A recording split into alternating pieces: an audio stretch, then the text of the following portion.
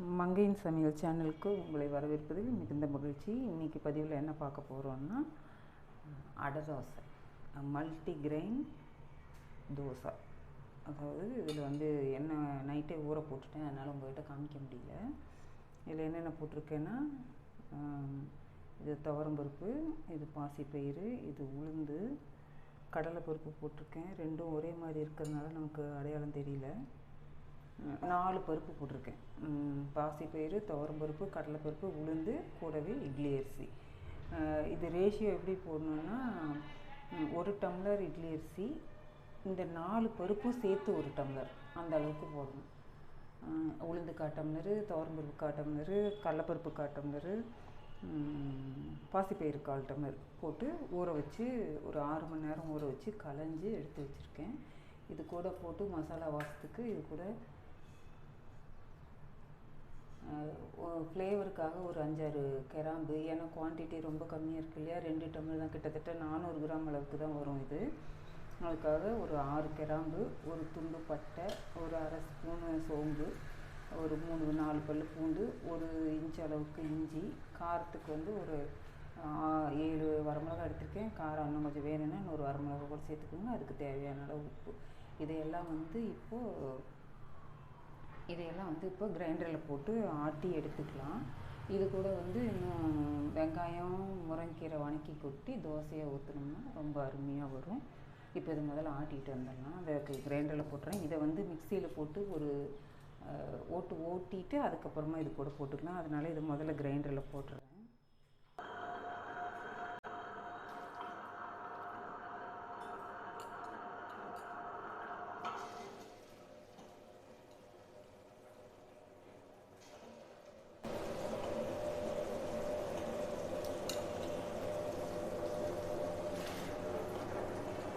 நல்ல தண்ணி ஊற்றி தான் கலந்து வச்சுருந்தேன், அதனால் அதை அப்படியே ஊற்றிக்கிட்டேன். இது நல்லா கிரைண்ட் ஆகட்டும், அதுக்குள்ளே நம்ம மிக்ஸி போட்டுட்டு வந்துடணும்.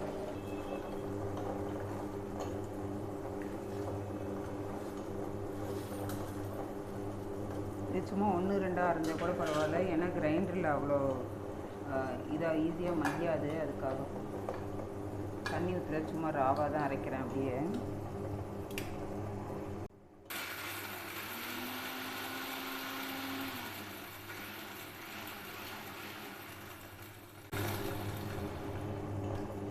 இதை இப்படி 1-2 தான் அரைஞ்சிருக்கு. இதை அப்படியே கிரைண்டரில் போட்டுடலாம். இது கூட இன்னும் நம்ம தட்டைப்பயிறு கூட போடலாம், கொள்ளு போடலாம். பயிறு வகைகள் விரும்பி சாப்பிடாத குழந்தைங்களுக்கு இப்படி செஞ்சு கொடுக்கலாம். ரொம்ப நல்லது உடம்புக்கு. டிஃப்ரெண்ட்டாகவும் இருக்கும், வித்தியாசமாக இருக்கும். மழை நேரத்தில் செஞ்சு சாப்பிட்டா இன்னும் சூப்பராக இருக்கும்.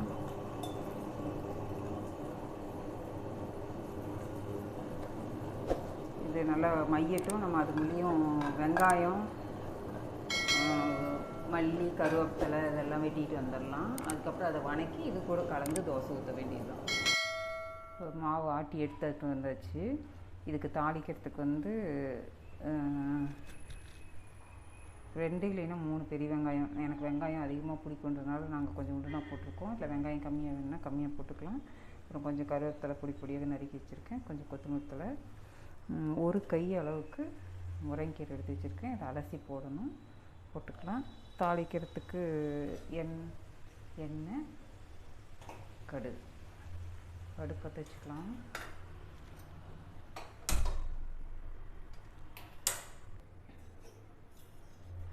வடை சட்டி சூடாயிடுச்சு, எண்ணெய் ஊற்றிக்கலாம். இந்த வெங்காயம் வணங்குற அளவுக்கு ஊற்றணும் எண்ணெய், அதனால் கொஞ்சம் ஜாஸ்தியாகவே ஊற்றிக்கிறேன். அதாவது ஒரு 30-30 35 மில்லி வரைக்கும் ஊற்றிக்கிறேன்.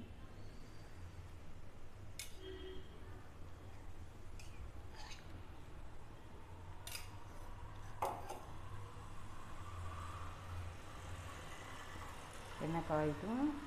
எப்போவுமே கடுகு எண்ணெய் ஊற்றுனதையும் போடக்கூடாது. அது 1-2 தான் பொரியும். எண்ணெய் நல்லா காஞ்சதுக்கப்புறம் தான் நம்ம கடுகு போடணும். இது பாருங்கள், நல்லா பபுள்ஸ் எல்லாம் சென்டராக வருது. அது ஒன்று சேர்ந்துருச்சுன்னா எண்ணெய் காஞ்சிருச்சுன்னு அர்த்தம். இப்போ கடுகு போட்டுக்கிறேன்.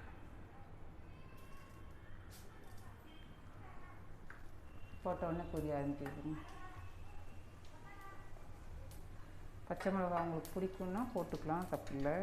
எங்கள் வீட்டில் வாயில் சிக்குனா சத்தம் போடுவாங்க, அதுக்காக போடலை. அதேமாதிரி கொத்தமல்லி தலையும் ஆப்ஷனல் தான், வேணும்னா போட்டுக்கலாம், இல்லைன்னா விட்டுறலாம். ஏன்னா முருங்கைக்கீரை போடுறோம் இல்லையா.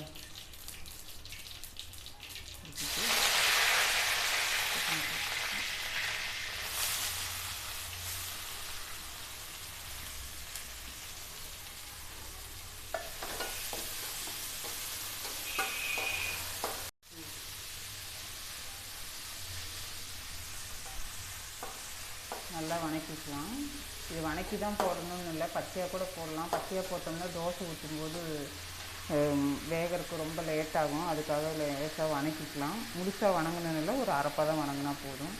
அதே மாதிரி தான் முருங்கைக்கீரையும் நல்லா வேகணும்னு இல்லை, ஸோ ஒரு ஆவி பிடிச்சதுன்னா போதும். வீடியோ ஸ்கிப் பண்ணாமல் பாருங்கள். மங்கையின் சமையல் சேனலை சப்ஸ்கிரைப் பண்ணிக்கோங்க, பெல் பட்டனையும் ஆல் பட்டனையும் கிளிக் பண்ணிக்கோங்க. அப்போ தான் நம்ம வீடியோஸ் வந்து உங்களுக்கு நோட்டிஃபிகேஷனில் காமிக்கும். சப்ஸ்கிரைப் பண்ணுங்கள், சப்போர்ட் பண்ணுங்கள். இப்போ நான் முருங்கைக்கீரை போட்டேன்.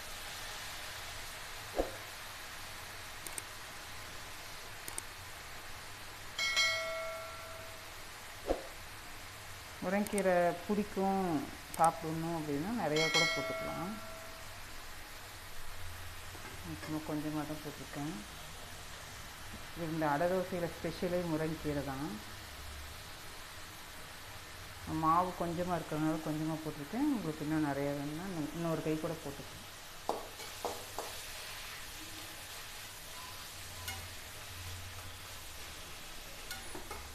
இது மூடி வச்சிடலாம்.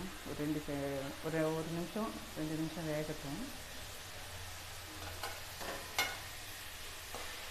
அடுப்பை தனித்து ஒரு நிமிஷம் மூடி வச்சிடுறேன். இப்போ 1 நிமிஷம் ஆயிடுச்சு. ஒரு ஆவி பிடிச்சிட்டு கீரை அப்படி சொணங்கிடுச்சு பாருங்க. இந்த சமயத்தில் நம்ம கொத்தமல்லி தலையும் அதிலே போட்டுடலாம்.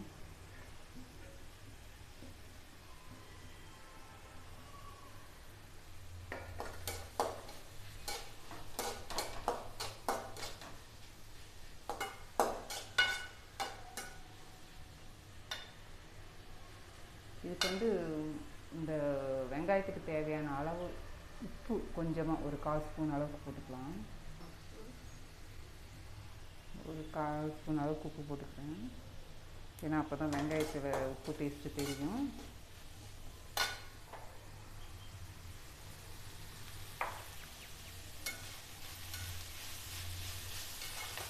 போதும் வணங்கினது. இது 1 நிமிஷம் ஆறட்டும். ஆறுனதுக்கப்புறம் எடுத்து நம்ம இதில் போட்டுக்கலாம். எடுத்து அண்டாவுக்கு வச்சுட்டு இதில் தோசைக்கல் போடுறேன். தோசைக்கல் காயத்துக்குள்ளே மங்கையின் சமையல் சேனலை சப்ஸ்கிரைப் பண்ணிக்கோங்க, பெல் பட்டனையும் ஆல் பட்டனையும் கிளிக் பண்ணிக்கோங்க. அப்போ தான் நம்ம வீடியோ வந்து நோட்டிஃபிகேஷன் இருக்காங்க. தோசைக்கல் வச்சுருக்கேன். தோசை நேரம் வரைக்கும் இது ஆறுச்சுன்னா போதும்.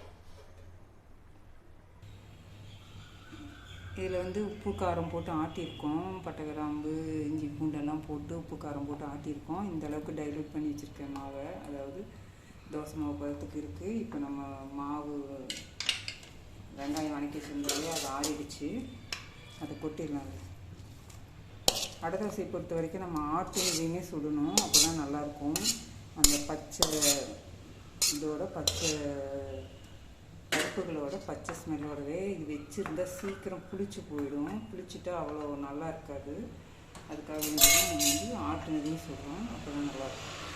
அதுவும் சாயந்தரம் மழை வர நேரத்தில் நல்லா காரமாக கொஞ்சம் பட்டை கிராம்பு ஃப்ளேவரோட அடை தோசை, ஒரு கப்பு டீ வச்சுட்டு மழையை வேடிக்கை பார்த்துட்டு அம்மா சுட சுட ஊற்றிட்டு வந்து தர அடை தோசையும்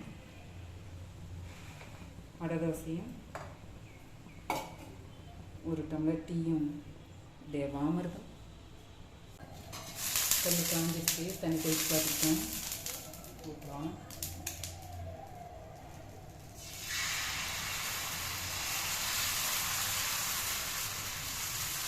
இது கரண்டி மாவு ஊற்றி குட்டியாக ஊற்றினாலும் நல்லாயிருக்கும். நல்லா பெரிய கரண்டியில் போட்டு நல்லா படலாட்ட பெரிய தோசையை ஊற்றினாலும் நல்லா அவ்வளோ வெங்காயம் போட்டு பாருங்கள். வெங்காயம் கம்மியாக இருக்குங்க.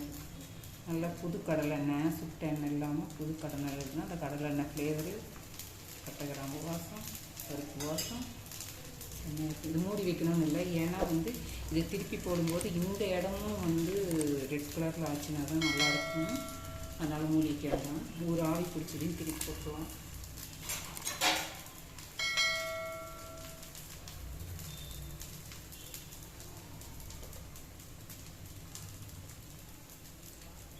ஒரு ஆவி பிடிச்சிச்சு, ஆனால் மாவு மேலே மாவு பாருங்கள் அப்படியே தெரியுது. இது அப்படியே திருப்பி போட்டோம்னா அந்த பக்கமும் அதுவும் அந்த பிளேஸும் நல்லா செவந்து வரும், மாவு ஊற்றுன மாதிரி. அதுக்காக திருப்பிட்டுருக்கோம். அதுக்கு தனிச்சுக்கலாம், ரொம்ப புரியுது. திருப்பிட்டுட்டேன், கொஞ்சம் செவக்கட்டும். அடுத்து திரும்பி விட்டுட்டேன்.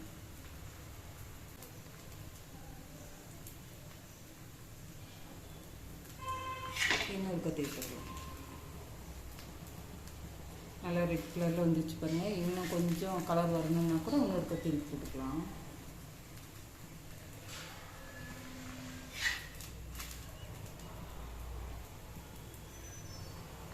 இதுவும் கலர் வந்துச்சு பாருங்கள். எடுத்து தனிச்சிட்டேன், எடுத்துட போகிறேன் தட்டு. ஒரு தோசை நல்லா ஒட்டாமல் அழகாக வந்துடுச்சு. இதில் உப்பு காரம் பார்த்துட்டு வேணும்னா இன்னும் கொஞ்சம் கூட போட்டுட்டு மேற்கொண்டு ஊற்றிக்கலாம். உப்பு சரியாக இருந்தது, காரம் தான் கொஞ்சம் கம்மியாக இருந்தது. அதனால் காரம் போட்டு கூட தொட்டுக்க தேங்காய் சட்னி வச்சுருக்கோம். செஞ்சு சாப்பிட்டு பாருங்கள். இது மாதிரியான இன்னொரு பதிவில் உங்களை மீண்டும் சந்திக்கிறேன். நன்றி, வணக்கம்.